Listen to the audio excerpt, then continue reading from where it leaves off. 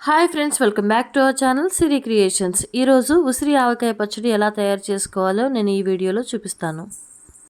నేను 1 కేజీ ఉసిరికాయలను తీసుకొని శుభ్రంగా కడిగి తడి లేకుండా తుడుచుకొని ఒక హాఫ్ అన్ అవర్ పాటు ఆరబెట్టుకున్నాను. తర్వాత ఒక పెద్ద సైజు నిమ్మకాయ అంతా చింతపండుని తీసుకొని నానబెట్టుకొని పక్కన పెట్టుకున్నాను. ఆ చింతపండుని ఇలా ఫిల్టర్ చేసుకొని ఉడకపెట్టుకోవాలి. ఈ ఉడకబెట్టుకున్న చింతపండుని పక్కన పెట్టేసుకోవాలి చల్లారేంత వరకు.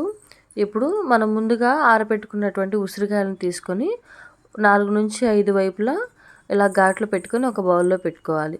ఇప్పుడు మెంతిపిండి ఆవపిండి ప్రిపేర్ చేసుకుందాము. నేనైతే 1 కేజీకి 1 స్పూన్ మెంతులు తీసుకొని ఫ్రై చేసుకున్నాను. తర్వాత ఒక 2 టేబుల్ స్పూన్ ఆవాలు కూడా తీసుకొని ఫ్రై చేసుకొని పక్కన పెట్టేసుకున్నాను. ఎందుకంటే ఈ రెండు చల్లారిపోయిన తర్వాత పౌడర్ చేసి మనం దాంట్లో యాడ్ చేసుకోవాలి కాబట్టి. ఇప్పుడు ఒక బాండీ పెట్టుకొని దానిలో ఉసిరికాయలు ఫ్రైకి సరిపడినంత ఆయిల్ పోసుకొని మనం ఉసిరికాయల్ని ఫ్రై చేసుకుందాము.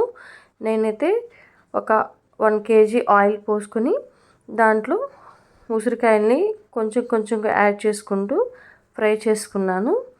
ఇలా లైట్ గోల్డెన్ కలర్ వచ్చేంత వరకు ఫ్రై చేసుకొని దాన్ని తీసి వేరొక బౌల్లో వేసుకొని అవి చల్లారేంత వరకు ఒక హాఫ్ అన్ అవర్ పాటు పక్కన పెట్టుకున్నాను.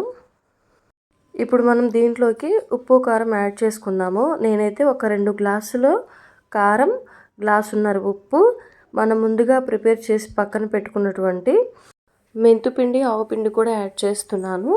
నేనైతే ఇప్పుడు మెంతుపిండి యాడ్ చేశాను, తర్వాత ఆవపిండి కూడా యాడ్ చేశాను. ఇప్పుడు 2 ఎల్లుల్లిపాయలు తీసుకొని ఇలా పొట్టు తీసుకొని అవి కూడా యాడ్ చేసుకుంటున్నాను. ఇప్పుడు ఒకసారి మొత్తం కలుపుకుందాము. ఎందుకంటే మనం వేసిన ఇంగ్రీడియంట్స్ అన్నీ ఉసిరికాయకి బాగా పట్టి టేస్ట్ అనేది వస్తుందన్నమాట. అందుకని ఒకసారి ముక్కకి పట్టేంత వరకు కలుపుకున్నాను. ఇప్పుడు మనం ముందుగా ప్రిపేర్ చేసి పక్కన పెట్టుకున్నటువంటి చింతపండు జ్యూస్ని కూడా దాంట్లో యాడ్ చేసుకొని మొత్తం ఒకసారి కలిపేసుకోవాలి. ఇప్పుడు కొంచెం ఆయిల్ కూడా యాడ్ చేసుకొని ఒకసారి మొత్తం కలిపి తిప్పుకోవాలి. ఎందుకంటే మనం వేసిన ఇంగ్రీడియంట్స్ అంతా ఈ ముక్కలోకి వెళ్ళడం కోసం ఆయిల్ అనేది బాగా ఉపయోగపడుతుంది. సో ఆయిల్ కూడా వేసి మొత్తం కలుపుకొని మనం పక్కన పెట్టేసుకోవాలి.